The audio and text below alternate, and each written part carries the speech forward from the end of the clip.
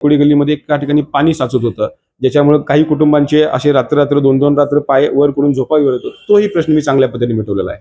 Underground drainage system जिथं मला करता आली ती मी केलेली आहे. कॉन्क्रीट रस्ते जिथे आहेत ते केलेले आहेत. लाईटचा जिथं प्रश्न होता तो संपवलेला आहे.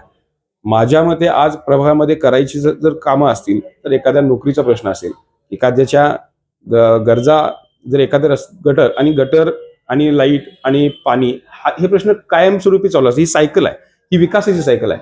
कारण की एखादं काम झालं, लोकांना सांगितलं इथं कचरा टाकू नका, तर लोकांची ती भावना तशी होत नसती, ती तिथं कचरा टाकतात, मग तिथे घुशी लागतात, त्या गटरीचा प्रॉब्लेम येतो. अशा किरकोळ कामं माझ्या प्रभागामध्ये राहिलेल्या आहेत आणि ही कामं पूर्ण करण्यामध्ये मला विश्वास आहे की मी आता नामदार मुश्रीफ साहेबांनी आता आणि समरजित राजेंची आम्हाला साथ आहे. समरजित घाडगे साहेबांना आणि मुश्रीफ साहेबांची जर ही एकत्र राहिली तर मंत्रालयामधला निधी कागल शहरामध्ये येणार आणि हा चांगल्या पद्धतीने पूर्ण होईल. माझ्या प्रभागामध्ये एक चांगला सामाजिक सभागृह व्हावं एवढी माझी इच्छा आहे आणि ती देखील मी लवकरात लवकर पूर्ण करेन.